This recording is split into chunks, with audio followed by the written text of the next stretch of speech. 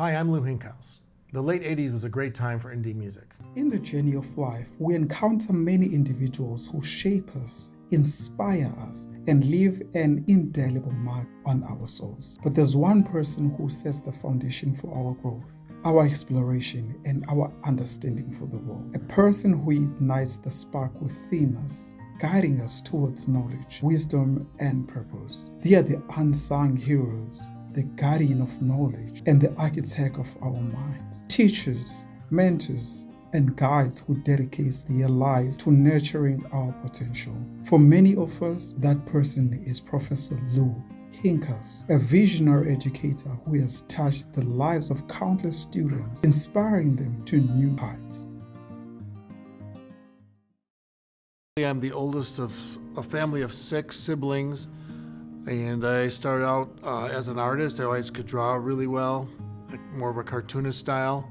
And I started out going to school for artwork, and I came to COD actually out of high school, took some art courses, and I went to the Art Institute, and I went to American Academy of Art, and I pursued a career in commercial art for about a couple years, and it wasn't going that well. And then my dad said, let's go golfing one day, and I'm like, I don't really golf that much, but he's a big golfer, so we went golfing, and I ran into a friend of mine on the middle of the golf course who was family owns a car dealership, and he said, we need a commercial we're doing a TV commercial, we need a cartoon draw for it.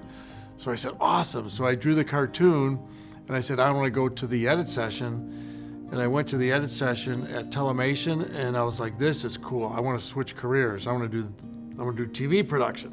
So I came back to COD, took the TV and film courses, and I was just hooked. And I really found that COD was, at that time it was Tom Cloden was the instructor. And it just like, you got hands-on and learned so much. It was so much fun and so creative. And then from there I went to Roosevelt for some journalism courses, but I really got my chops at COD. Every great story begins with a vision, a spark, a moment where creativity meets purpose. And for decades, one man has dedicated his life to capturing those moments, shaping stories that don't just entertain, but inspire. Lou Hinkhouse is more than just a filmmaker. He's a storyteller, a mentor, and a visionary.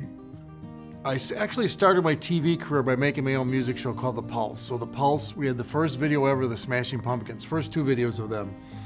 And before, but Billy still had long hair before they got signed, and we kind of were part of the team that helped them get signed actually, because they used our videos to show the record companies. And we won 3 ACE Awards. The Pulse won 3 National ACE Awards for Best Music Series. And from there, then I got my first real job at Sports Channel, which was at the same time the Bulls were running their three-peat. So I got to interview camera with Michael Jordan and his parents, and Spike Lee, I interviewed him, but mostly I was an editor. So I was there for about 3 years, and then from there I went to the WFLD Chicago, Channel 32, which was a Fox station. It's just a Fox-owned station.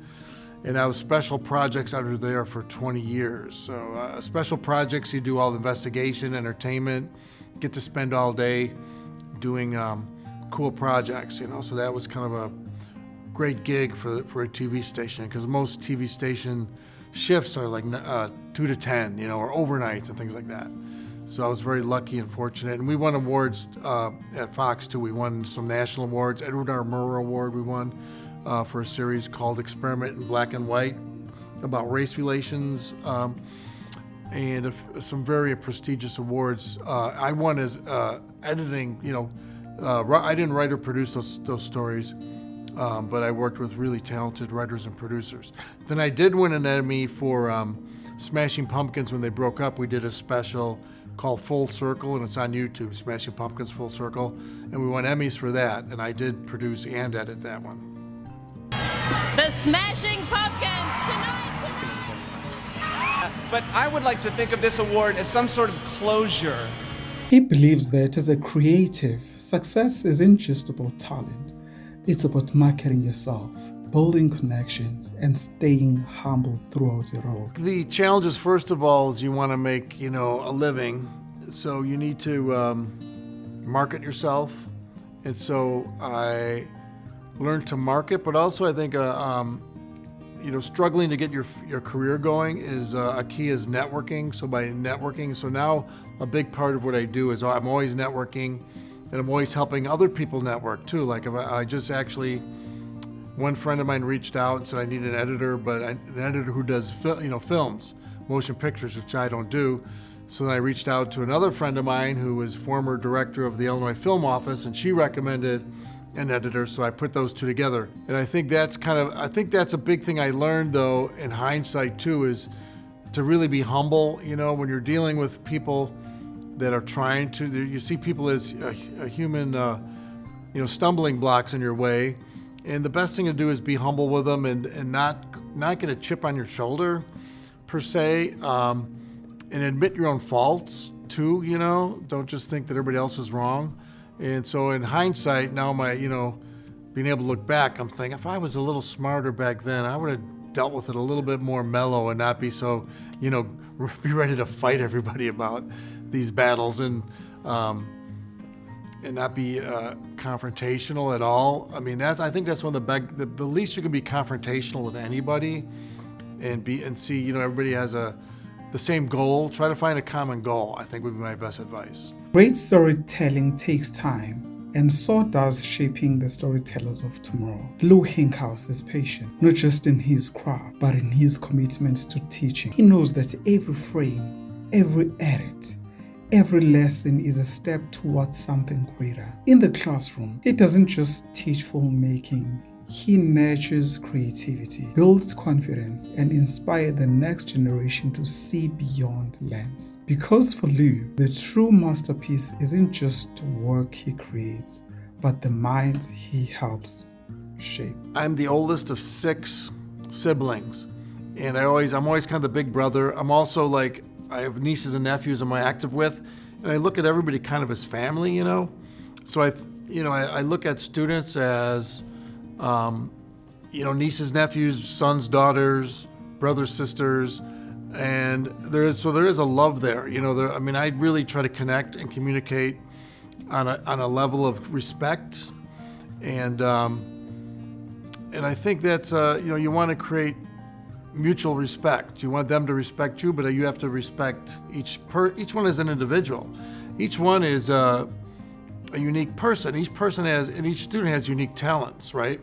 So every student, even though they're individuals and they do things totally different than anyone else, I try to point that out in the class too, as we review each project and each assignment, is show that each person and appreciate what each person does differently, So, and to me, I'm very lucky that this is something I love too. I get to teach editing, which I love, and so far, this is my 3rd year at College of DuPage, and I've taught about 5 or 6 classes, and every one has been really a joy.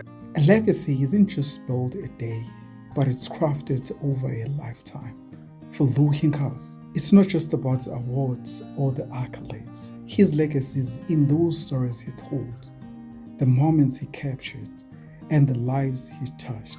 It's in those students he mentored, the artists he elevated, and the passion he ignited in those who dared to dream.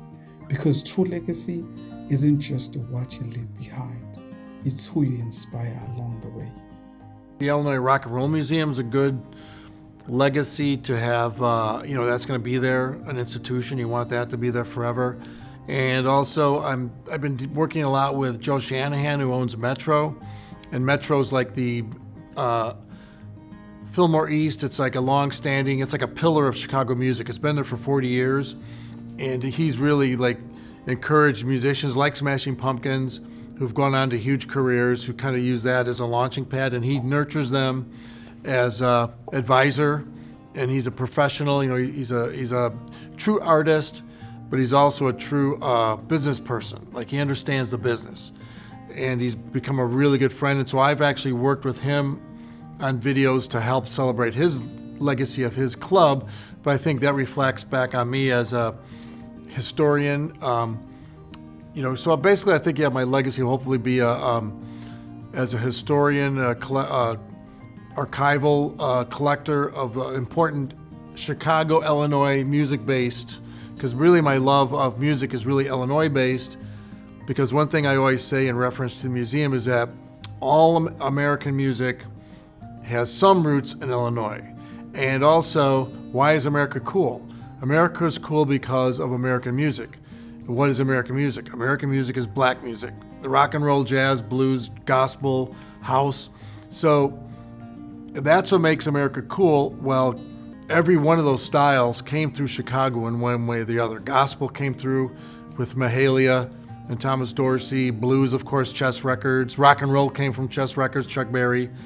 Jazz, you had a lot of, Miles Davis is from Illinois. You could, and even country music, WLS had the Barn Dance, Radio Barn Dance, which was country music, national show. And so every style of American music has more roots in Illinois than New York or California. They have genres that really took off there, but everything kind of came up the Mississippi, and then Chicago, and spreading out through Illinois is basically the heart of American music. So that's hopefully my legacy is exploring and celebrating that. Every great storyteller starts with a single step, a single shot, a single idea. You don't need all the answers. You don't need the perfect gear. What you need is the courage to begin. I would encourage anybody in the creative arts, especially since that's what I've experienced in, that College of DuPage is probably one of your best options to go to education-wise in this area, because it's the most hands-on. And I've spoken, besides my own experience, my niece, she went to several colleges out of state and Columbia, and she said she learned more at College of DuPage than any other school. And I can say the same thing with video, that I've learned more here than any other school, and it just gave me the right confidence and ability to take the next step. So I would really encourage students to really think about College of DuPage as a first step, in choosing a career in the creative arts. Definitely College of DuPage is, you get the best bang for the buck too. So you can't go wrong.